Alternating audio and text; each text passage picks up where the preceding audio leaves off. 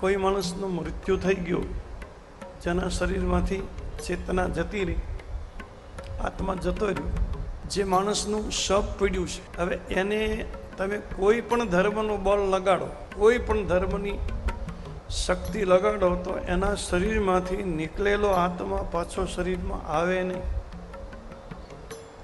જે આત્મા નીકળી ગયો છે એ દુનિયાના કોઈ ધર્મની તાકાત નથી કે એકવાર શરીરમાંથી આત્મા નીકળી જાય એ પાછો શરીરમાં લાવવાની તાકાત દુનિયાના કોઈ ધર્મમાં નથી.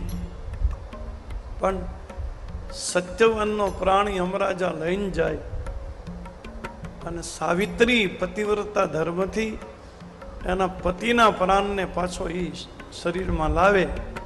બ્રહ્માના કાયદાને જો તોડવો હોય અને બ્રહ્માના કાનૂનમાં પરિવર્તન કરવું હોય તો પતિવ્રતા ધર્મ કરી શકે, નારી કરી શકે, બીજું કોઈ ન કરી શકે.